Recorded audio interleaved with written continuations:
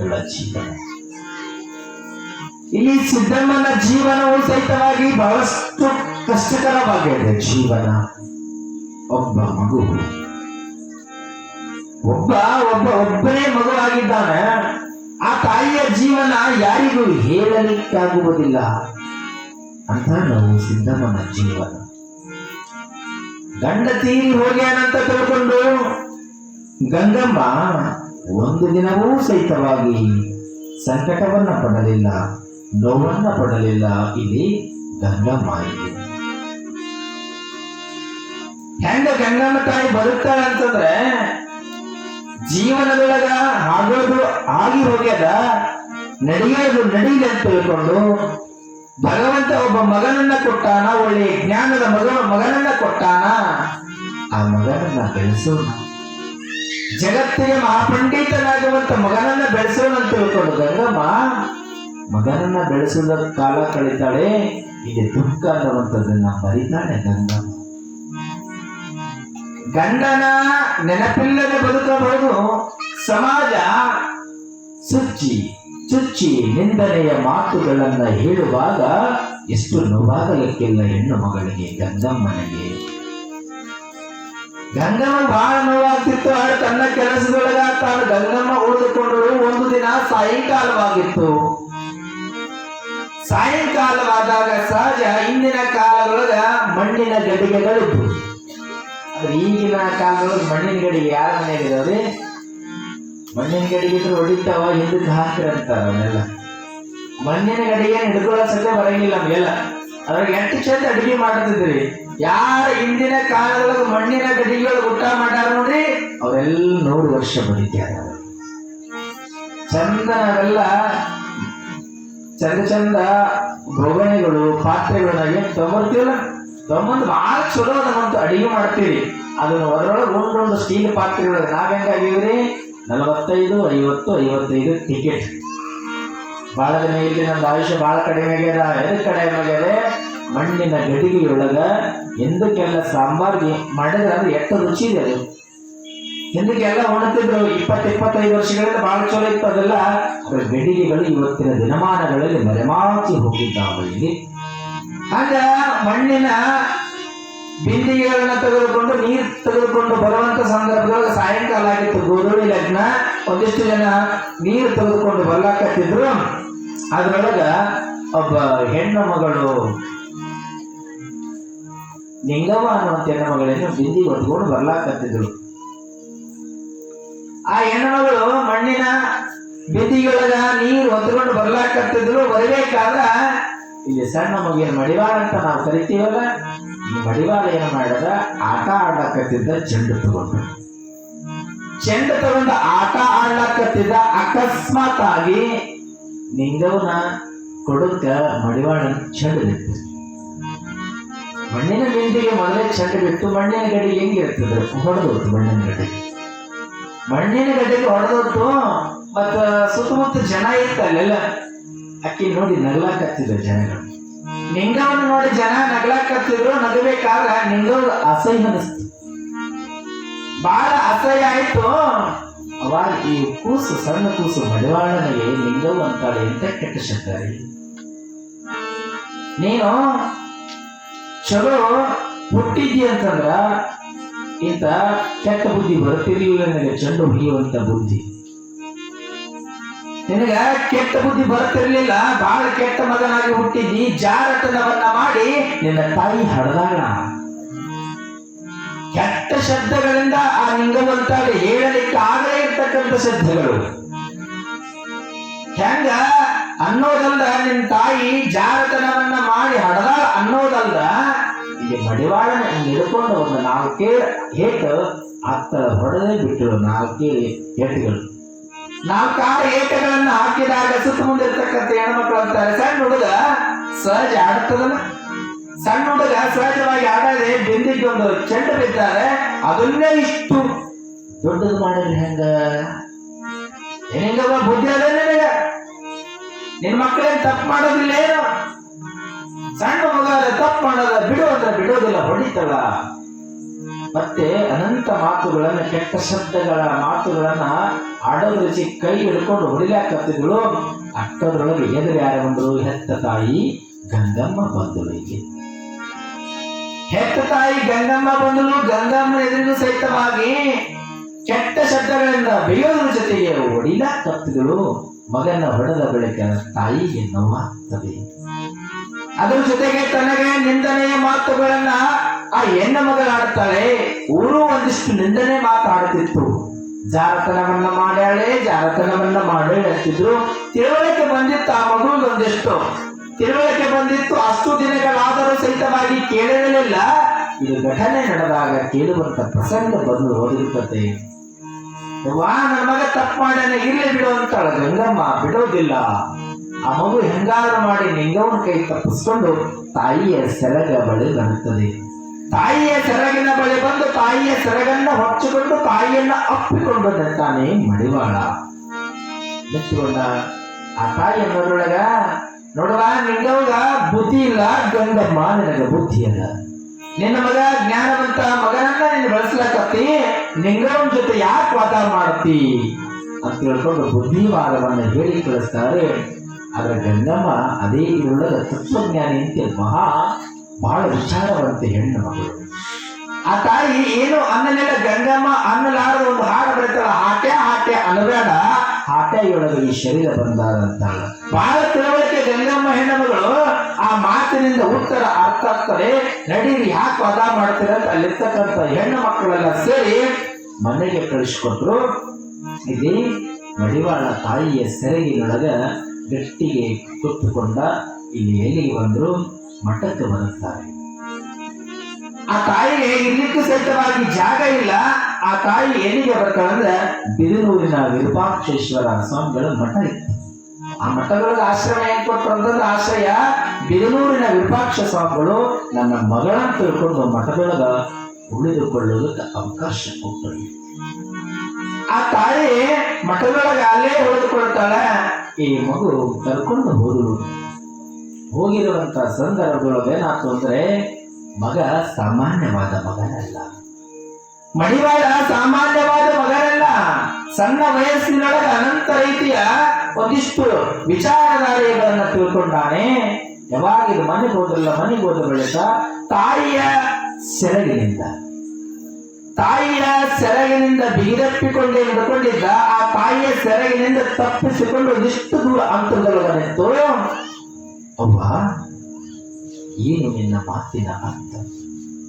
ಇಡೀ ಊರು ನಿನ್ನ ಗರ್ಭದೊಳಗೆ ಹುಟ್ಟಿ ಬಂದಿದ್ದಕ್ಕಾಗಿ ನನಗ ನಿಂದನೆಯ ಮಾತು ಬಂದರೆ, ಈ ಮಾತನ್ನ ನನಗೆ ಸಹಿಸಿಕೊಳ್ಳಲಿಕ್ಕೆ ಆಗುತ್ತಿಲ್ಲ. ಅಮ್ಮ, ನಿಜವಾಗಲೂ ನನ್ನ ತಂದೆ ಯಾರು? ಮಡಿವಾಳ ಕೇಳ್ತಾನೆ. ಇಷ್ಟು ದಿನಗಳವರೆಗೆ ಮಗು ಎಂದೂ ಮಾತಾಡಿಲ್ಲ.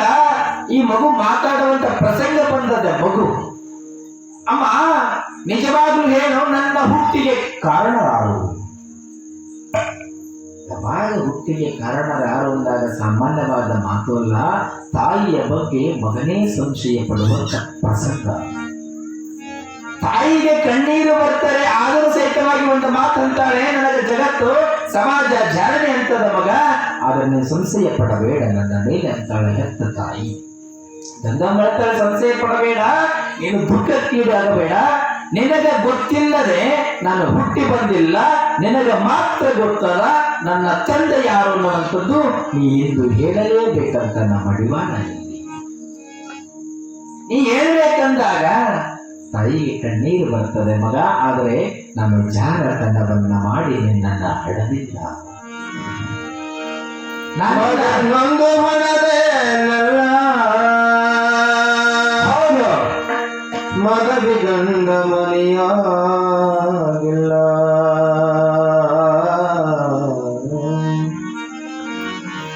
ಎಂತಾದು ಜಗವೇ ತಾಯೇ,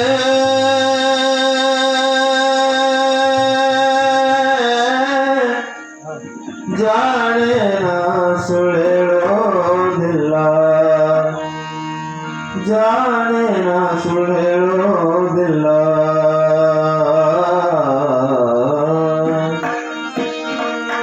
ಮಗನೊಂದು ಹೊಣರೇನಲ್ಲ, ಮಗವಿ ಗಂಡ ಮನೆಯ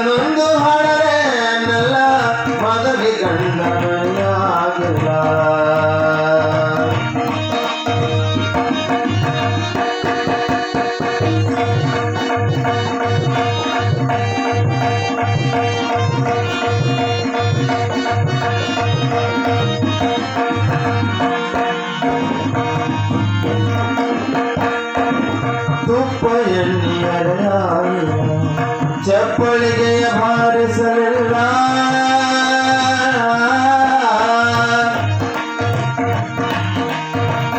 ತುಪ್ಪ ಎಣ್ಣೆಯಲ್ಲ ಚಪ್ಪಳಿಗೆಯ ಬಾರಿಸಲಿಲ್ಲ ಮುಪ್ಪಿನವರು ಕೇಳಲಿಲ್ಲ ಮುಪ್ಪಿನವರು ಕೇಳಲಿಲ್ಲ ಅಪ್ಪನೆಂದು ಕರೆಯಲಿಲ್ಲ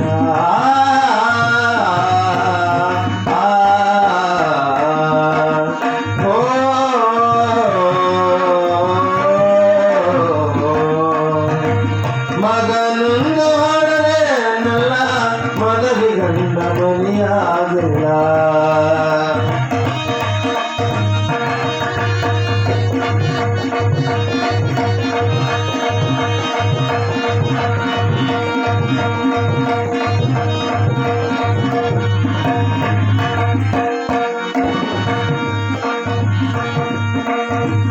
ಊರ ಕೇರಿ ತಿರುಗಾಡಿಲ್ಲ ಜಾರತನವ ಮಾಡಲಿಲ್ಲ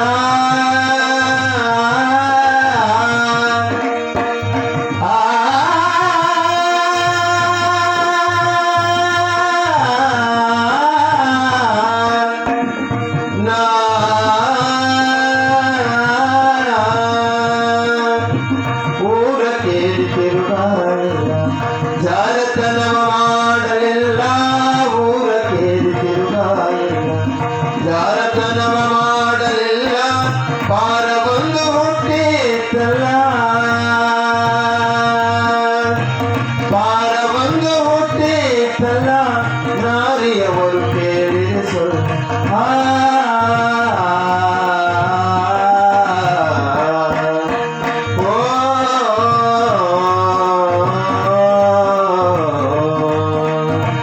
ಮಗನೊಂದು ಹೊರರೇನಲ್ಲ ಮಗದಿ ಗಂಡ ಮನೆಯಾಗಿಲ್ಲ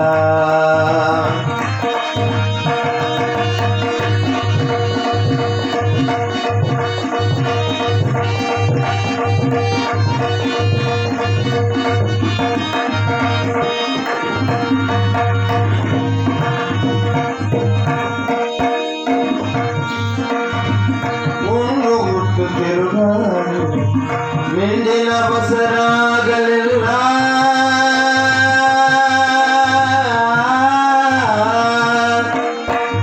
ಉಂಡು ಹುಟ್ಟು ತಿರುಗಾಡಿಲ್ಲ ಮಿಂಡಿನ ಬಸರಾಗಲಿಲ್ಲ ಪುಂಡ ಮಹಟೇ ಜನ್ಮ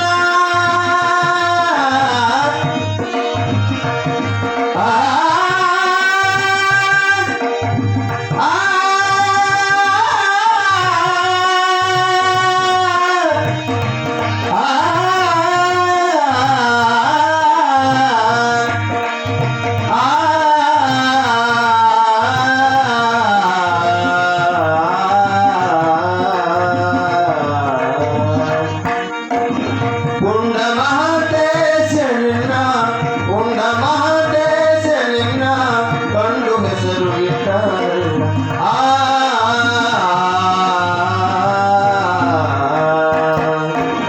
ಮಗನೊಂದು ಹೊರರೇನಲ್ಲ ಮದವಿ ಗಂಡ ಮನೆಯಾಗಿಲ್ಲ ಮಗನೊಂದು ಹೊರರೇನಲ್ಲ ಮದವಿ ಗಂಡ ಮನೆಯಾಗಿಲ್ಲ ಎಂತಾದು ಜಗವೇ ತಾಯೇ ಎಂತಾದು ಜಗವೇ ತಾಯೇ ಜಾಣೆ ನ ಸುಳ್ಳೇಳೋರಿಲ್ಲ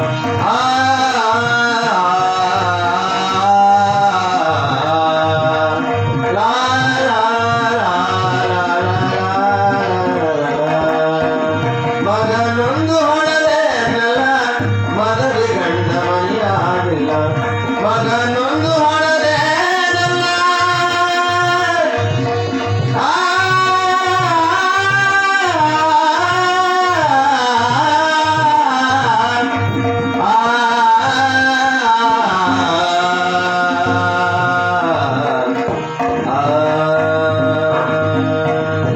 ಶಿವ ಸಂಬದ ನಮ ಪಾರ್ವತಿ ಶಿವಹರ ಮಹಾದೇವ. ಹೆಣ್ಣಿನ ಜನ್ಮ ಅಷ್ಟು ಸರಳವಾಗುವುದಿಲ್ಲ. ಈ ಹೆಣ್ಣಿನ ಜನ್ಮ ಅನ್ನುವಂಥದ್ದು ಬಹಳ ಕಷ್ಟಕರ. ಇಲ್ಲಿ ಮಗನೇ ಮಾತನಾಡುವಾಗ ತಾಯಿಯ ಮಾತು ಹೇಳಿ ಸ್ವಂತ ಮಗನೇ ತಾಯಿಯ ಮುಂದೆ ಇಂತಹ ಮಾತುಗಳನ್ನ ಕೇಳಬೇಕಾದ್ರೆ, ಅಮ್ಮ ಈ ನನ್ನ ಹುಟ್ಟು ಈ ಜಗದೊಳಗ ನನಗ ಕಳಂಕ ತಂದದೆ, ಈ ಜಗದೊಳಗ ನನಗ ಕಳಂಕ ತಂದದೆ.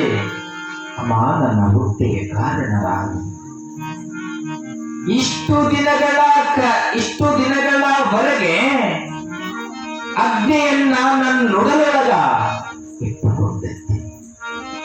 ಈ ಅಗ್ನಿಯನ್ನ ನನ್ನ ಎದೆಯೊಳಗೆ ಇಟ್ಟುಕೊಂಡಿದ್ದೆ. ಯಾರಿಗೂ ಹೇಳಿದರೂ ಸಹಿತವಾಗಿ ನಂಬುವ ಹಾಗೆ ಇಲ್ಲ ಈ ಜಗತ್ತು. ಈ ಅಗ್ನಿಯನ್ನ, ಈ ಬೆಂಕಿಯ ಶಾಖೆಯನ್ನ ಇಂದು ನಾ ತಣ್ಣಗ ಮಾಡಿಕೊಳ್ಳಬೇಕು. ಮಗ, ನೀ ಕೇಳುವ ಮಾತು ಸತ್ಯದ.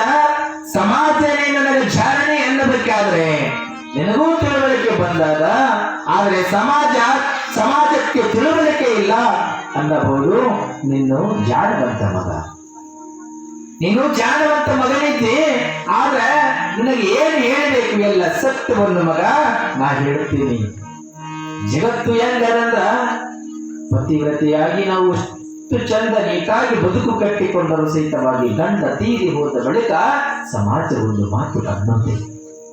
ಆದ್ರೆ ಆ ಜಾರಣೆ ಅನ್ನುವಂತ ಹೆಸರು ಏನಾಗ್ತದಲ್ಲ, ಅಂತ ಹೆಣ್ಣು ಮಕ್ಕಳು ಹಲವಾರು ರೀತಿಯ ಜನರೊಡನೆ ಸಂಗಮ ಮಾಡಿದರೂ ಸಹಿತವಾಗಿ ಒಂದು ದಿನವಾದರೂ ಎಂದಿಗೂ ಆ ಹೆಣ್ಣು ಮಕ್ಕಳ ಬಗ್ಗೆ ಸಮಾಜ ಏನು ಮಾತಾಡೋದಿಲ್ಲ. ಪತಿವ್ರತೆ ಒಂದು ಸ್ವಲ್ಪ ಕಣ್ಣೆತ್ತಿ ನೋಡಿದರೆ ಸಾಕು ಕೆಟ್ಟ ಮಾತುಗಳನ್ನು ಆಡುವಂತ ಮಾತು ಈ ಸಮಾಜದೊಳಗದ. ನೀ ಕೇಳುವ ಮಾತು ತಪ್ಪೇನಿಲ್ಲ ಮಗ ಅಂದಳು ತಾಯಿ. ಆದ್ರೆ ವಿಚಾರವನ್ನ ಮಾಡು ಮಗ, ಮುಂದೆ ಹೇಳುವಂತ ಮಾತು ಸತ್ಯ ಅಂತ ತಿಳ್ಕೊಂಡು ಮಗನನ್ನು ಅಪ್ಪಿಕೊಳ್ಳುತ್ತಾಳೆ. ಸಮಾಜ ಅನ್ನುತ್ತಾರೆ ಅಂತ ತಿಳ್ಕೊಂಡು ನೀ ಅನ್ನಬೇಡ. ನಾನು ಹೇಳುವ ಮಾತನ್ನ ಮೊದಲು ನೀನು ಕೇಳು.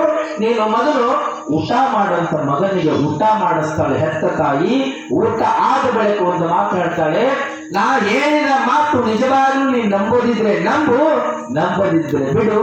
ನಂಬದಿದ್ರೆ ನೀನು ನಂಬಲಿಲ್ಲ ಅಂತಂದ್ರೆ ನೀನು ಸಹಿತವಾಗಿ ಜಾರಣಿ ಎಂದು ನನ್ನ ಬಿಟ್ಟು ಹೋಗಿ ಬಿಡು ಮಗ ಅಂತ ತಾಯಿ ಸಿಟ್ಟಿನಿಂದ ಮಗನಿಗೆ ಹೇಳ್ತಾಳೆ ಗಂಗಮ್ಮ. ಯಾವಾಗ ನೀನು ನಂಬದಿದ್ರು ಸಹಿತವಾಗಿ ನನ್ನ ಬಿಟ್ಟು ಹೋಗಿಬಿಡು, ನಾನು ಹೇಳಿದ ಬಳಿಕ ನೀನು ಒಂದು ಮಾತು ಅಂದು ಬಿಡು ಅಂತ ಹೆತ್ತ ತಾಯಿ. ಮಡಿವಾಳ ಅಂತಾನ್ರಿ, ಸಣ್ಣ ವಯಸ್ಸಿನ ಮಡಿವಾಳ ಎಷ್ಟು ಚಂದ ಅಂತಾನೆ. ಅಮ್ಮ, ಹೆತ್ತ ತಾಯಿಯ ಮಾತನ್ನ ನಂಬದಿದ್ದರೆ ನಾ ಯಾರ ಮಾತನ್ನ ನಂಬಲಿ? ನಿನ್ನ ಗರ್ಭದೊಳಗೆ ನಾ ಹುಟ್ಟಿ ಬಂದಿನಂದ ಬಳಿಕ ನೀ ಹೇಳಿದ ಮಾತು ನಂಬುತ್ತೀನಮ್ಮ. ನಿನ್ನ ಮಾತು ವೇದ ವಾಕ್ಯ, ನಿನ್ನ ಮಾತು ವೇದ ಉಪನಿಷತ್ತುಗಳಂತಾನೆ ಮಡಿವಾಳ. ತಾಯಿ ಹೇಳ್ತಾಳೆ ಮಗ, ಕಣ್ಣೀರಾಗ್ತಾಳೆ ಗಂಗಮ್ಮ. ಎಷ್ಟು ನೋವಿರಬೇಕು ಹೆಣ್ಣಿನ ಜೀವನ. ಸಂಕಟದ ವೇದನೆಯೊಳಗ, ಸಂಕಟದ ಅಗ್ನಿ ಜ್ವಾಲೆಯಲ್ಲಿ ಗಂಗಮ್ಮ ಮಗನನ್ನ ಬೆಳೆಸಿಕೊಂಡು ಹೋದರು. ಸಮಾಜ ಇಷ್ಟು ತೊಂದರೆ ಕೊಟ್ಟರೂ ಸಹಿತವಾಗಿ ಅದಾವ ಮಾತುಗಳಿಗೆ ಗಂಗಮ್ಮ ಒಂದು ದಿನವೂ ಕಿವಿಗೊಡಲಿಲ್ಲ. ಯಾವಾಗ ಮಗ ಮಾತಾಡ್ಯಾನಂದ ಬಳಿಕ ಮಗನಿಗೆ ಒಂದಿಷ್ಟು ಮಾತು ಅನಿವಾರ್ಯವಾಗಿ ಹೇಳಲೇಬೇಕು ಅಂತ ತಿಳ್ಕೊಂಡು ಗಂಗಮ್ಮ ಹೇಳ್ತಾಳೆ, ಮಗ ನಿನ್ನ ತಂದೆ ಯಾರು ಅಂದ್ರೆ, ನನ್ನ ಊರು ಬಿಜಾಪುರ ಜಿಲ್ಲೆಗೆ ಸೇರಿರುವಂತ ನಾಗಠಾಣ ಅನ್ನುವಂತ ಗ್ರಾಮ. ಮಗನೇ, ಬಿಜಾಪುರ ಜಿಲ್ಲೆಗೆ ಸೇರಿರುವಂತ ನಾಗಠಾಣ ಅನ್ನುವಂತ ಗ್ರಾಮ. ಆ ನಾಗಠಾಣ ಅನ್ನುವಂತ ಗ್ರಾಮದೊಳಗ ನಾನು ಹುಟ್ಟಿ ದೊಡ್ಡವಳಾಗಿ ಬೆಳೆದೆ. ಇಲ್ಲಿ ಜೀವನ ಏನು ಅಂತ ದೊಡ್ಡ ಸಿರಿಯಂತಿಕೆ ಜೀವನ, ಇಲ್ಲಿ ಬಹಳ ಬಡತನದ ಜೀವನ. ಇವರೆಲ್ಲರ ಜೀವನ ಬಡತನದ ಜೀವನ. ಆದ್ರೆ ಮನೆಯೊಳಗ ಶಂಕರಪ್ಪ ಅನ್ನುವಂತ ಒಬ್ಬ ಹುಡುಗ ಇರ್ತಾನೆ. ಮನೆಯೊಳಗೆ ಶಂಕರಪ್ಪ ಅನ್ನುವಂತ ಹುಡುಗ ಇರ್ತಾನೆ. ಬಹಳ ಬಡತನದ ಪರಿಸ್ಥಿತಿ ಇಲ್ಲಿ. ಗಂಗಮ್ಮನ ಕುಟುಂಬದ ತಂದೆ ತಾಯಿಯ ಕುಟುಂಬ ಬಹಳ ಬಡತನ. ಇಲ್ಲಿ ಯಾವಾಗ ತಂದೆಗೆ ವಯಸ್ಸಾಗುತ್ತಾ ಬರ್ತಿತ್ತು ಗಂಗಮ್ಮನ ತಂದೆಗೆ, ಮತ್ತೆ ಮಗಳ ಮದುವೆ ಮಾಡ್ಬೇಕಲ್ಲ, ಹೆಣ್ಣೆತ್ತವರಿಗೆ ಮಕ್ಕಳ ಬಗ್ಗೆ ಬಹಳಷ್ಟು ಚಿಂತಾಜನಕ ಸ್ಥಿತಿಗಳಿರ್ತವೆ. ಇಲ್ಲಿ ಗಂಗಮ್ಮನ ತಂದೆ ಚಿಂತೆ ಮಾಡದ. ಮನೆಯೊಳಗೆ ಶಂಕರಪ್ಪ ಇದ್ದಾನಂತ ತಿಳ್ಕೊಂಡು ನನಗೂ ಸಹಿತವಾಗಿ ಹೊಲದೊಳಗೆ ಕೆಲಸ ಮಾಡ್ಲಿಕ್ಕೆ ಆಗೋದಿಲ್ಲ, ದುಡಿಲಿಕ್ಕೆ ಆಗೋದಿಲ್ಲ. ಹೆಂಗಾದ್ರೂ ಮಾಡಿ ಮನೆಯೊಳಗಿರ್ತಕ್ಕಂಥ ನನ್ನ ಅಳಿಯಾಗ ಸಂಬಂಧಕ್ಕಿದ್ದಾನ ಶಂಕರಪ್ಪ ಕೊಡೋ ಅಂತ ತಿಳ್ಕೊಂಡು ಗಂಗಮ್ಮನನ್ನ ಮದುವೆ ಮಾಡುತ್ತಾರೆ. ಇಲ್ಲಿ ಯಾವಾಗ ಮದುವೆ ಆಯ್ತು, ಮದುವೆ ಆದ ಬಳಿಕ ಇಲ್ಲಿ ನಾಗಠಾಣ ಗ್ರಾಮದೊಳಗೆ ಏನಾಯ್ತು ಅಂತಂದ್ರ, ಬಹಳಷ್ಟು ಬರಗಾಲ. ನಾಗಠಾಣ ಗ್ರಾಮದೊಳಗ ಬಹಳ ಬರಗಾಲ, ಮಳೆ ಇಲ್ಲ, ಬೆಳೆ ಇಲ್ಲ, ಒಂದು ತುತ್ತಿಗೂ ಅನ್ನಕ್ಕೂ ಆಹಾಕಾರವನ್ನ ಪಡುವಂತ ಸಂದರ್ಭ. ಯಾವಾಗಿಷ್ಟು ಸಂದರ್ಭ ಕಷ್ಟ ಪರಿಸ್ಥಿತಿ ಬಂತು, ದನ ಕರುಗಳಿಗೆ ಮೇವಿಲ್ಲ, ಏನೋ ಊಟವೂ ಸಿಗುತ್ತಿಲ್ಲ, ಭಿಕ್ಷೆ ಬೇಡಿದರೂ ಸಹಿತವಾಗಿ ಒಂದು ತುತ್ತು ಸಿಗುವಂತ ಪ್ರಸಂಗಗಳಿಲ್ಲ, ಅನ್ನ ನೀರಿಲ್ಲದೆ ಒಂದಿಷ್ಟು ಜನ ಸತ್ತು ಹೋಗುವಂತ ಸಂದರ್ಭ ಬಂತು. ಒಂದಷ್ಟು ಜನ ಊರು ಬಿಡ್ತಾರೆ. ಅದೇ ರೀತಿಯೊಳಗ ಈ ಕುಟುಂಬವೂ ಸಹಿತವಾಗಿ ಮಧ್ಯರಾತ್ರಿಯಲ್ಲಿ ವಯಸ್ಸಾಗಿರುವಂತ ತಂದೆಯನ್ನ ಹೊತ್ತುಕೊಂಡು ಮಧ್ಯರಾತ್ರಿ ನಾಗಠಾಣವನ್ನ ಆ ಗ್ರಾಮವನ್ನ ಬಿಡುತ್ತಾರೆ. ಮಧ್ಯರಾತ್ರಿ ನಾಗಠಾಣವನ್ನ ಬಿಟ್ಟು ತನ್ನೆಲ್ಲ ಸಾಮಗ್ರಿಗಳನ್ನ ಕಟ್ಟಿಕೊಂಡು, ಗಂಟು ಮೂಟೆಗಳನ್ನ ಕಟ್ಟಿಕೊಂಡು ಊರು ಬಿಡುತ್ತಾ ಎಲ್ಲಿಗೆ ಬರ್ತಾರೆ ಅಂದ್ರೆ ಅಫ್ಜಲ್ಪುರ ದಾಟಿಕೊಂಡು ಮುಂದ ಕಲಬುರಗಿ ಮಧ್ಯದೊಳಗ ಬಿದನೂರು ಅನ್ನುವಂತ ಗ್ರಾಮಕ್ಕೆ ಬರುತ್ತಾರೆ. ಯಾವ ಊರಿಗೆ ಬರ್ತಾರೆ? ಬಿದನೂರು ಅನ್ನುವಂತ ಗ್ರಾಮಕ್ಕೆ ಬರ್ತಾರೆ. ಆ ಊರೊಳಗ ಮಲ್ಲಿಕಾರ್ಜುನ ಗೌಡ ಅಂತಕ್ಕಂಥ ಸಾಹುಕಾರ ಅವ್ರ ಕೆಲಸದ ಆಳುಗಳನ್ನ ಹುಡುಕ್ತಿರ್ತಾರೆ. ಗೌಡರು ಕೆಲಸದವ್ರು ಯಾರು ಸಿಕ್ಕಿರೋದಿಲ್ಲ. ಅವ್ರ ಮನೆಯೊಳಗೆ ಕೆಲಸ ಅದ, ನಿಮ್ಮ ಕುಟುಂಬ ಇದ್ರ ನಿಮ್ಮ ಜೀವನಕ್ಕೆ ಒಂದಿಷ್ಟು ಆಧಾರ ಆಗ್ತದ, ನೀವು ಅಲ್ಲಿ ಇರಬಹುದು ಅನ್ನುವಂತ ಮಾತು ಒಂದಿಷ್ಟು ಜನ ಹೇಳಿದ್ರು. ಈಗ ಅದೇ ಪ್ರಕಾರವಾಗಿ ಏನ್ ಮಾಡ್ತಾರೆ, ಈ ಕುಟುಂಬ, ಗಂಗಮ್ಮನ ಕುಟುಂಬ ಬಿದನೂರಿನೊಳಗ ಮಲ್ಲಿಕಾರ್ಜುನ ಗೌಡರ ಮನೆಯೊಳಗ ಉಳಿದುಕೊಳ್ಳುತ್ತಾರೆ. ಇಲ್ಲಿ ಬಂದ ಬಳಿಕ ಒಂದಿಷ್ಟು ಚೆನ್ನಾಗಿರುವಂತ ಜೀವನ ಸಾಗಿತು ಕರೆ. ಚೆನ್ನಾಗಿರುವಂತ ಜೀವನ ಸಾಗಿತು ಕರೆ. ಇಲ್ಲಿ ಏನಾಯ್ತು ಅಂತಂದ್ರ, ತಂದೆಗೆ ವಯಸ್ಸಾಗಿತ್ತು. ಮೊದಲೇ ವಯಸ್ಸಾಗಿರುವಂತ ತಂದೆ ಎಷ್ಟು ದಿನ ಬರುತ್ತಾನೆ, ಆರೋಗ್ಯದಿಂದ ಏರುಪೇರಾಗಿ ತಂದೆ ತೀರಿ ಹೋಗಿಬಿಟ್ಟ. ಗಂಗಮ್ಮನ ತಂದೆ ತೀರಿ ಹೋದ. ಯಾವಾಗ ತೀರಿ ಹೋದ, ಈ ಹೆಣ್ಣು ಮಗಳಿಗೆ ಬಹಳ ನೋವಾಗ್ತು. ತಂದೆ ಇಲ್ಲದವರ ನೋವು ಅವರಿಗೆ ಗೊತ್ತಿರ್ತದೆ, ಅವರ ಕಷ್ಟ, ಅವರ ಚಿಂತೆ ಅವರಿಗೆ ಇರ್ತದೆ, ಬೇರೆ ಯಾರಿಗೂ ಇರೋದಿಲ್ಲ. ತಂದೆ ಕಳ್ಕೊಂಡ ಬಳಿಕ ಗಂಗಮ್ಮ ಚಿಂತೆ ಮಾಡ್ತಾ ಒಂದು ಮೂಲೆಯೊಳಗೆ ಒಂದಿಷ್ಟು ದಿನಗಳ ಕಾಲ ಕುಳಿತುಕೊಳ್ತಾಳೆ. ಬಹಳ ಚಿಂತಾಜನಕಳಾಗಿ ಕುತ್ಕೊಂಡಾಗ ಏನಾಯ್ತಂದ್ರ, ಇಲ್ಲಿ ಗಂಡ ಹೆಂಡತಿ ಇರುವರ ಜೀವನ ನಡೆದು ಸಂತೋಷದಿಂದಿದ್ದಾರೆ. ಇನ್ನೇನು ತಂದೆ ತೀರಿಕೊಂಡಾಗ, ತಂದೆ ತೀರಿಕೊಂಡಿರುವಂತ ವಿಷಯವನ್ನ ಮರಲಿಕ್ಕೆ ಒಂದು 3-4 ತಿಂಗಳ ಗಂಗಮ್ಮ ತೆಗೆದುಕೊಂಡಾಳ. ವಿಧಿವಶಾತ್ತಕ್ಕಂಥದ್ದು ಯಾರನ್ನು ಬಿಟ್ಟಿಲ್ಲ. ಇಲ್ಲಿ ಏನಾಯ್ತು ಅಂದ್ರ, ಶಂಕರಪ್ಪ ಹೊಲಕ್ಕೆ ದುಡಿಯಕ್ಕೆ ಹೋಗ್ಯಾನ. ಹೊಲದೊಳಗ ಕೆಲಸ ಮಾಡೋದಕ್ಕೆ ಹೋಗ್ಯಾನ. ಹೊಲದೊಳಗೆ ಹೋಗಿರುವಂತ ಸಂದರ್ಭದೊಳಗ ಇಲ್ಲಿ ಎತ್ತಿ ಏನು ಮಾಡಿತು, ಶಂಕರಪ್ಪನಿಗೆ ಎತ್ತಿರಿತದ. ಶಂಕರಪ್ಪನಿಗೆ ಎತ್ತು ಹೊಟ್ಟೆಗೆ ಇರಿತದ. ಇರಿದ ಬಳಿಕ ಆ ಎತ್ತಿನ ಇರಿತದಿಂದ ಶಂಕರಪ್ಪನು ಸತ್ತು ಹೋಗ್ಬಿಡುತ್ತಾನೆ. ಸತ್ತು ಹೋದಾಗ ಊರಾಗಿನ ಜನ ಶಂಕರಪ್ಪನ ಹೊತ್ತುಕೊಂಡು ಬಂದು ಮನೆ ಮುಂದೆ ಹಾಕಿದ್ರು. ಏನಾಯ್ತು ಅಂತ ತಿಳ್ಕೊಂಡು ಗಂಗಮ್ಮ ಮನೆ ಆಚೆ ಓಡೋಡಿ ಬರ್ತಾಳೆ. ಪ್ರತಿ ಗಂಡನ ಶವವನ್ನ ನೋಡುತ್ತಾಳೆ. ಯಾವಾಗ ಗಂಡನ ಶವವನ್ನ ನೋಡಿದ್ರು ತಾಯಿ ಚಿಂತಾಜನಕದವರು ಕಣ್ಣೀರಿನ ಕಡಲನ್ನೇ ಆರಿಸ್ತಾಳೆ, ದುಃಖವನ್ನ ಮಾಡ್ತಾಳೆ. ಏನು ದುಃಖ ಮಾಡಿದರೂ ಸಹಿತವಾಗಿ ಗಂಡ ಹೋಗಿದ್ದಾನೆ, ಹೋದ ಗಂಡ ಮರಳಿ ಬರುವುದಿಲ್ಲ. ಬಹಳ ನೋವಾಯ್ತು ಹೆಣ್ಣಮಗಳಿಗೆ. ಅಂತ್ಯ ಸಂಸ್ಕಾರ ಆಯ್ತು, ಕೊನೆ ಎಲ್ಲ ಮುಗಿತು. ಆದ್ರೆ ಮತ್ತೆ ಬಿದನೂರಿನ ಮಲ್ಲಿಕಾರ್ಜುನ ಗೌಡರು ಯಾವಾಗ ಗಂಡ ತೀರಿ ಹೋದ, ಗಂಡ ಇಲ್ಲದ ಹೆಣ್ಣು ಮಕ್ಕಳನ್ನ ಅಕ್ಷರ ಯಾರು ನಂಬೋದಿಲ್ಲ.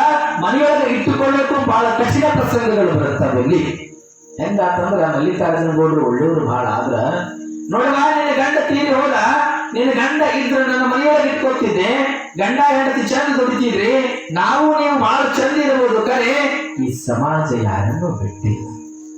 ನನಗೂ ನಿನಗೂ ಮುಂದೊಂದಲ್ಲ ಒಂದು ದಿನ ನಿಂದನೆಯ ಮಾತುಗಳನ್ನು ಹೇಳಬಹುದು, ನಿನ್ನನ್ನ ತಪ್ಪಿಸ್ತರನ್ನಾಗಿ ಮಾಡಬಹುದು. ಅದಕ್ಕ ಹೆಂಡತಿಗ ಶ್ರೀ ಮಲ್ಲಿಕಾರ್ಜುನ ಗೌಡನ ಹೆಂಡತಿ ಮುಂದೆ ಕುಂದಿಸ್ಕೊಂಡು, ಆ ಹೆಣ್ಣ ಮಗಳ ಮುಂದೆ ಕುಂದಿಸ್ಕೊಂಡು, ನನ್ನ ಮನೆಯೊಳಗ ನೀಗಿರಬೇಡ, ಯಾವಾಗ ನನ್ನ ಮನೆಯೊಳಗೆ ಇರಬೇಡ, ನೀ ದುಡ್ಡು ಕೊಡ್ತೀನಿ, ಮನೆ ಬಿಟ್ಟು ಹೋಗುವಂತೆ ಹೇಳಿಬಿಟ್ಟ ಮಲ್ಲಿಕಾರ್ಜುನ ಗೌಡ. ಯಾವಾಗ ಹೇಳಿದ್ರು ಎಷ್ಟು ನೋಡ್ರಿ. ಮನೆ ಬಿಟ್ಟು ಹೋಗಬೇಕಾದ್ರೆ ಮಧ್ಯರಾತ್ರಿ ಆಗಿದೆ. ಹೆಂಗೆ ಹೆಣ್ಣು ಮನೆ ಬಿಡಬೇಕು? ಆಧಾರ ಸ್ತಂಭ ಬೇಕು. ಆಧಾರ ಸ್ತಂಭ ಇಲ್ಲದೆ ಹೆಣ್ಣು ಬದುಕಬಲ್ಲಡೆ. ಕಷ್ಟ ಬಂದಾಗ ಒಂದು ಕುಟುಂಬ ಹಿಡಿದುಕೊಳ್ಳಬೇಕು, ಹಿಡಿದುಕೊಳ್ಳುವವರು ಯಾರೂ ಇಲ್ಲ. ಹೆಣ್ಣಿನ ಸ್ಥಿತಿ, ಹೆಣ್ಣಿನ ನೋವು ಆ ಹೆಣ್ಣಿಗೆ ಗೊತ್ತು. ಓ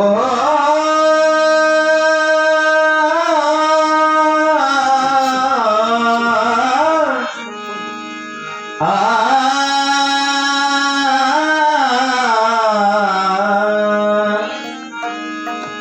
ತಾ ಮಾಡಿದ ಪಾಪ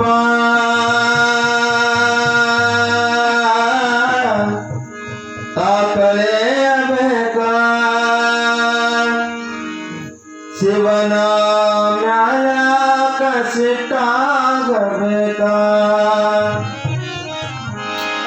ಸುಖ ಎಲ್ಲರಿಗೆಲ್ಲೇ ಇದ್ರುವ ದುಃಖ ತುಂಬ್ಯಾದ ಮರ್ತಾದ ಮ್ಯಾಲ ಸುಖ ಎಲ್ಲರಿಗೆಲ್ಲೇ ಇದ್ರುವ ದುಃಖ ತುಂಬ್ಯಾದ ಮರ್ತಾದ ಮ್ಯಾಲ ದುಃಖ ತುಂಬ್ಯಾದ ಮರ್ತಾದ ಮ್ಯಾಲ ತಾ ಮಾಡಿದ ಪಾಪ ತಾ ಕಳೆಯಬೇಕ ಶಿವನ ಮ್ಯಾಲ ಕಸಿಟ್ಟಾಗಬೇಕ ಶಿವನ ಮ್ಯಾಲ ಕಸಿಟ್ಟಾಗಬೇಕ ಸುಖ ಎಲ್ಲರಿಗೆಲ್ಲೇ ಇದ್ರುವ ದುಃಖ ತುಂಬ್ಯಾದ ಮರ್ತಾದ ಮ್ಯಾಲ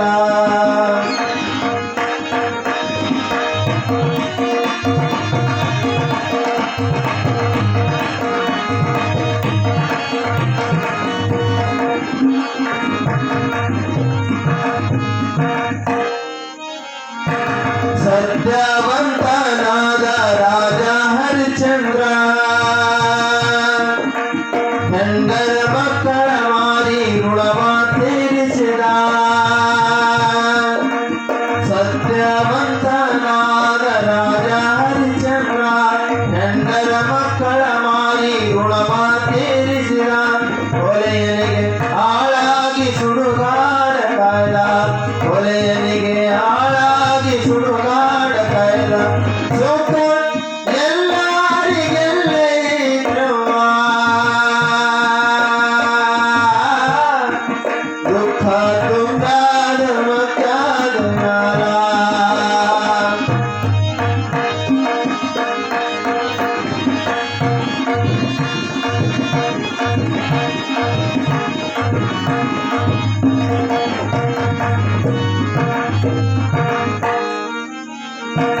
ತಂದೆ ಮಾತಿಗಾಗಿ ಶ್ರೀರಾಮಚಂದ್ರ 14 ವರ್ಷ ವನವಾಸಕ್ಕೆ ಹೋದ ತಂದೆ ಮಾತಿಗಾಗಿ ಶ್ರೀರಾಮಚಂದ್ರ 14 ವರ್ಷ ವನವಾಸಕ್ಕೆ ಹೋದ ಸೀತೆಯ ಕಳಕೊಂಡು ಬಲು ಕಷ್ಟಪಟ್ಟ ಸೀತೆಯ ಕಳಕೊಂಡು ಬಲು ಕಷ್ಟಪಟ್ಟ ಸುಖ ಎಲ್ಲರಿಗೆಲ್ಲೇ ಇದ್ರುವ ದುಃಖ ತುಂಬ್ಯಾದ ಮರ್ಯಾದ ಮ್ಯಾಲ ದುಃಖ ತುಂಬ್ಯಾದ ಮರ್ಯಾದ ಮ್ಯಾಲ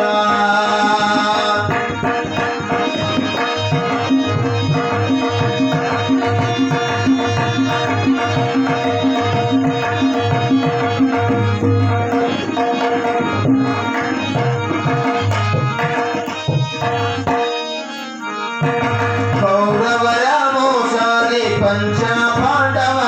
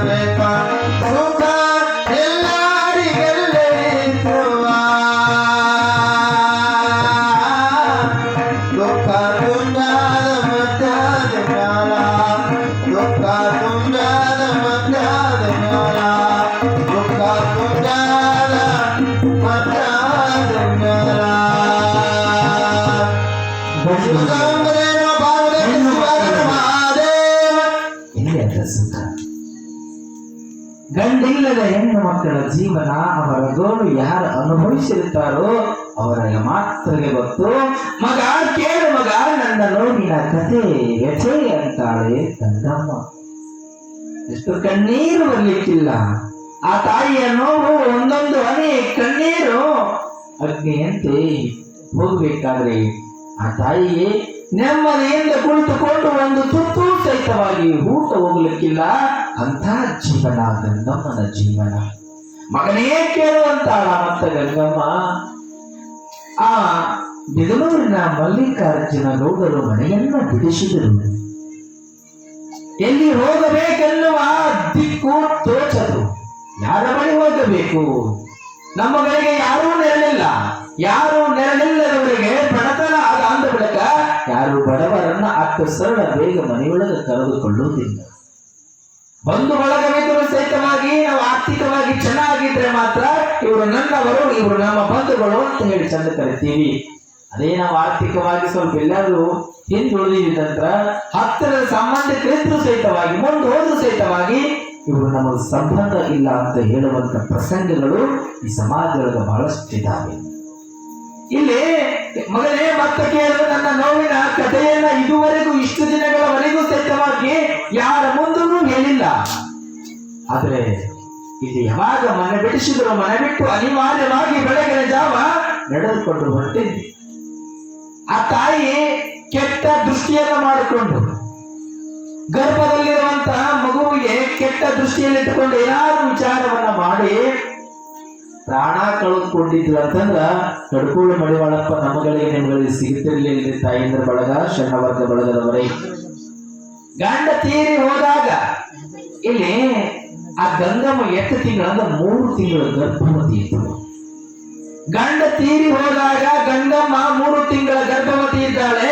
ಇದು ಹೇಳಿದ್ರೆ ನಂಬುವರು ಯಾರು? ಗಂಡ ತೀರಿ ಹೋಗ್ಯಾನಂದ ಒಳಗೆ ಮಗುದೋತನ್ನುವಂತ ಜನ ಬಾಳಿದ್ದಾರೆ. ಕೆಟ್ಟ ಆಕಿ ಚಟಕ್ಕೆ ದಾಸಲಾಗಿ ಜಾರತನವನ್ನ ಮಾಡಿಕೊಂಡು ಮಗನನ್ನ ಹೇಳ ಬಲ್ಲಳು ಅಂತ ಜಗತ್ತು ನಿಂದನೆಯನ್ನ ಮಾಡಿ ಕ್ಷಣಕ್ಕೂ ಆ ಗಂಗಮ್ಮಗ ನೋವು ಕೊಟ್ಟಿತ್ತು ಸಮಾಜ. ಯಾರ ಮುಂದೆ ಹೇಳಿ ನನ್ನ ನೋವನ್ನುತ್ತಾಳ ಗಂಗಮ್ಮ. 3 ತಿಂಗಳ ಗರ್ಭವತಿ. ಹಿಂಗ ದಾಟ್ಕೋತ ಊರು ದಾಟ್ಕೋತ ಹೋಗೋದ್ರೊಳಗೆ ಇಲ್ಲಿ ಊರು ದಾಟಿರ್ಲಿಲ್ಲ. ಇಲ್ಲಿ ವಿರೂಪಾಕ್ಷ ಸ್ವಾಮಿಗಳು ಬರ್ತಾರೆ. ಬೆಳಗಿನ ಜಾವ ಆಗಿತ್ತು. ವಿರೂಪಾಕ್ಷ ಸ್ವಾಮಿಗಳು ಬಂದ್ರು. ಎಲ್ಲಂಟಿಯಮ್ಮ? ಕತ್ತಲಿತ್ತು, ಕಾಣಲಿಲ್ಲ. ಹೆಣ್ಣುಮಗಳು ಗಂಗಮ್ಮ ಅಂತಾಳ. ನಾನು ಗಾಣಿಗೆ ಗಂಗಮ್ಮ ಅಂತಾಳ ಹೆಣ್ಣುಮಗಳು. ಗಾಣಿಗೆ ಗಂಗಮ್ಮರೇನು? ಎಲ್ಲಂಟಿಯವ್ವ? ನನ್ನ ಗಂಡ ತೀರಿ ಹೋದ, ನನಗೆ ಆಶ್ರಯ ಇಲ್ಲ. ನನ್ನ ಯಾರು ಕರೆದುಕೊಳ್ತಾರೆ, ಯಾರು ನನ್ನ ಮನೆಯೊಳಗೆ ಇಟ್ಟುಕೊಳ್ತಾರೆ, ನನ್ನ ಜೀವನ ನನಗೇ ಗೊತ್ತು. ಇದು ಕಷ್ಟದ ಜೀವನ, ಕಣ್ಣೀರಿನ ಕಡಲು ಅಂದಾಗ ವಿರೂಪಾಕ್ಷ ಸ್ವಾಮಿಗಳು ಅಂತಾರೆ, ಎಷ್ಟು ಚಂದ, ನನಗೂ ಸೇವಾ ಮಾಡುವಂತವ್ರು ಯಾರು ಇಲ್ಲ, ನನ್ನ ಮಗಳು ನೀನು ನನ್ನ ಆಶ್ರಮದೊಳಗ ಇರುವಂತಿ ಬಾರಮ್ಮ ಅಂತ ತಿಳ್ಕೊಂಡು ವಿರೂಪಾಕ್ಷ ಸ್ವಾಮಿಗಳು ಕರೀತಾರೆ. ಯಾವಾಗಲೂ ಬಡವರಿಗೆ ಎಲ್ಲೋ ಒಂದು ಕಡೆ ಯಾರಾದ್ರೂ ದಾರಿ ತೋರಿಸ್ತಾರೆ ಅನ್ನುವ ಹಾಗೆ ಇಲ್ಲಿ ಮಧ್ಯ ಆದಿಯೊಳಗ ಇಲ್ಲಿ ವಿರೂಪಾಕ್ಷ ಸ್ವಾಮಿಗಳು ಬಂದ್ರು. ತಮ್ಮ ಆಶ್ರಮ ಕರ್ಕೊಂಡು ಹೋದ್ರು. ಆಶ್ರಮದೊಳಗ ಇಲ್ಲಿ ಉಳ್ಕೊಂಡಿರ್ತಾರೆ. ತಾಯಿ ಉಳ್ಕೊಂಡು ಸೇವಾ ಮಾಡ್ತಾ ಕೆಲಸವನ್ನ ಮಾಡ್ತಾ ತಾಯಿ ಕಾಲವನ್ನ ಕಳೀತಾ ಉಂಟಾಳೆ. ಹೋಗುವಂತ ಸಂದರ್ಭದೊಳಗ ಇಷ್ಟು ದಿನ ಕಳೆದ್ರು. 3 ತಿಂಗಳ ಗರ್ಭವತಿ ಇದ್ದ. 3 ತಿಂಗಳಾದ್ಮೇಲೆ 9 ತಿಂಗಳಿಗೆ ಹೆರಿಗೆ ಆಗ್ಬೇಕಲ್ಲ. ಹೆರಿಗೆ ಆಗ್ಬೇಕಲ್ಲ. ಶಿವನ ಲೀಲೆ ಇಲ್ಲಿ ಆಶ್ಚರ್ಯ ಮೂಡಿಸ್ತದೆ. ಮಡಿವಾಳ ಅವರ ಜನನದೊಳಗ ಆಶ್ಚರ್ಯ ಮೂಡಿಸ್ತಿ. ಹೆಂಗ್ ಮೂಡಿಸ್ತಾರೆ ಅಂದ್ರೆ 3 ತಿಂಗಳ ಗರ್ಭವತಿ ಇದ್ದಾಳ. ಆದ್ರೆ 9 ತಿಂಗಳಾದರೂ ಸಹಿತವಾಗಿ ಹೆರಿಗೆ ಆಗಿಲ್ಲ. 9 ತಿಂಗಳ ಕಾದರೂ ಸಹಿತವಾಗಿ ಹೆರಿಗೆ ಆಗಿಲ್ಲ. ಯಾವಾಗ 9 ತಿಂಗಳ ಕಳೆದು ನಂಬಲಿಕ್ಕೆ ಆಗೋದಿಲ್ಲ. ಆಶ್ಚರ್ಯ ಅದ. ಇಲ್ಲಿ ಮಡಿವಾಳಪ್ಪ ಹಾಗೆ ಹುಟ್ಟಿ ಬಂದಿಲ್ಲ. ಆತನ ಹುಟ್ಟು ಬಹಳಷ್ಟು ಪವಾಡ ಆದರೆ ಇಲ್ಲಿ 9 ತಿಂಗಳ ಕಳೆದ ಬಳಿಕ ಇಲ್ಲಿ ಮಠಕ್ಕೆ ಬಂದಿರ್ತಾರೆ. ವಿರೂಪಾಕ್ಷ ಸ್ವಾಮಿಗಳ ಮಠಕ್ಕೆ ಇಲ್ಲಿ ಬಂದಾಗ ಒಂದು ದಿನ ಮಹಾಂತ ಕ್ಷೇತ್ರದ ಅಧಿಪತಿಯಾಗಿರ್ತಕ್ಕಂಥ ಶಟಸ್ಥಲ ಬ್ರಹ್ಮ ಮಹಾಂತೇಶ ಸ್ವಾಮಿಗಳು ಬಂದಿರ್ತಾರೆ ಮಠಕ್ಕೆ. ಮಹಾಂತ ಸ್ವಾಮಿಗಳ ಮಠಕ್ಕೆ ಬಂದಾಗ ಪೂಜೆ ಮಾಡ್ಕೊತಿರ್ತಾರೆ. ಮಾಡಿಕೊಳ್ಳುವಂತ ಸಂದರ್ಭದೊಳಗೆ ಈ ಹೆಣ್ಣು ಮಗಳು ಕಣ್ಣಿಗೆ ಬೀಳುತ್ತವೆ. ಸೇವಾ ಮಾಡುವಂತ ಹೆಣ್ಣು ಮಗಳು ಗಂಗಮ್ಮ ಕಣ್ಣಿಗೆ ಬಿದ್ದಳು. ಯಾಕೆ ಚಿಂತೆ ಮಾಡುತ್ತೆ? ಗರ್ಭ ಬೆಳೀತದ ಇಳಿತದೆ, ಗರ್ಭ ಬೆಳೀತದೆ ಇಳಿತದೆ, ಇದು ಏನೂ ತಿಳಿತಿಲ್ಲ ಸ್ವಾಮಿಗಳೇ ಅಂತ ಬೆಳೆದಳು ತಾಯಿ. ಮಹಂತ ಶಟಸ್ಥಲ ಬ್ರಹ್ಮ ಮಹಂತ ಸ್ವಾಮಿಗಳು ಅಂತಾರ, ಇನ್ನ ಚಿಂತೆ ಮಾಡಬೇಡ, ನಿನ್ನ ಗರ್ಭದೊಳಗೆ ಹುಟ್ಟಿ ಬರುವಂತ ಮಗ ಸಾಮಾನ್ಯವಾದ ಮಗನಲ್ಲ. ಎಂತ ಮಗ ಹುಟ್ಟುತ್ತಾನ ಅಂದ್ರೆ ಜಗತ್ತು ಬೆಳೆದುವಂತ ಮಗ ಹುಟ್ಟುತ್ತಾನ ನಿನಗಂತ ತಿಳ್ಕೊಂಡು 3-9 ತಿಂಗಳಿನ ಕಳಿಯಕ್ ಬಂದವಲ್ಲ, ಈ ಮುಂದೆ ಗರ್ಭ ಬೆಳೀತದ, ಆ ಮಗು ಹುಟ್ಟುತ್ತಾನ ನಿನಗೆ ಗಂಡು ಮಗು ಜನನವಾಗ್ತದೆ.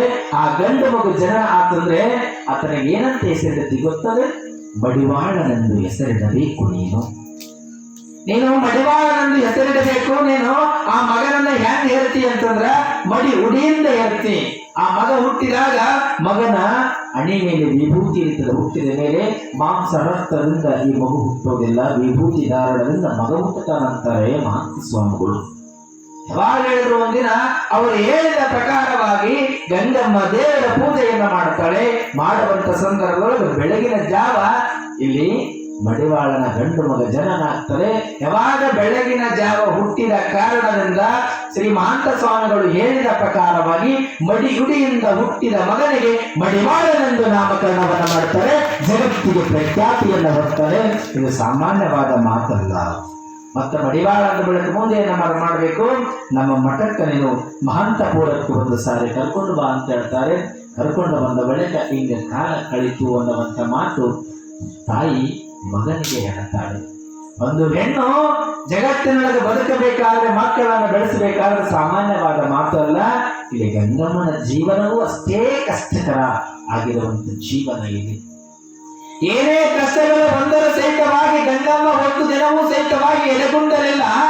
ಭಗವಂತ ನನಗ ವಿಧಿಯಾಟವನ್ನ ಒಡ್ಡಿದ್ದಾನೆ, ಈ ವಿಧಿಯಾಟದೊಳಗೆ ನಾನು ಗೆಲ್ಲಬೇಕು, ನನ್ನ ಮಗನನ್ನ ಜಗತ್ತಿಗೆ ಪ್ರಖ್ಯಾತನಾಗುವಂತ ಮಗನನ್ನ ಬೆಳೆಸ್ಬೇಕಂತ ತಿಳ್ಕೊಂಡು ದಿನಕ್ಕಿಟ್ಟು ಆ ಮಗನಿಗೆ ವಿಭೂತಿ ಹಚ್ಚುತ್ತ ಬಹಳ ಚಂದ ಬೆಳೆಸ್ತಾರೆ. ಆದ್ರೆ ನಮಗೂ ಒಂದಿಷ್ಟು ಎಲ್ಲೇ ಒಂದು ಕಷ್ಟ ಬಂದ್ರೆ ಬಹಳ ಭಯ ಪಡ್ತೀವಿ ನಾವೆಲ್ಲ. ಎಂದಕ್ಕೆ ಯಾರ್ಯಾರು ಸಂತ ಮಹಾತ್ಮರು ಏನು ಕಷ್ಟ ಪಟ್ಟಾರಲ್ಲ, ಆ ಕಷ್ಟಗಳು ನಮ್ಗೆ ಯಾರಿಗೂ ಇಲ್ಲ. ಸಣ್ಣ ಕಷ್ಟ ಬಂದ್ರೆ ಬಹಳ ಕಷ್ಟ ಪಡುತ್ತೀವಿ. ಒಬ್ಬ ಹೆಣ್ಣುಮಗಳು ಸಹಿತವಾಗಿ ಬಹಳ ಬಡತನ ಇತ್ತು, ಯಾರೂ ಸೇರೋರಿಲ್ಲ, ಯಾರೂ ₹1 ಕೊಡುವವರಿಲ್ಲ. ಆದ್ರೆ ಭಗವಂತ ಬಿಡಲಿಲ್ಲ.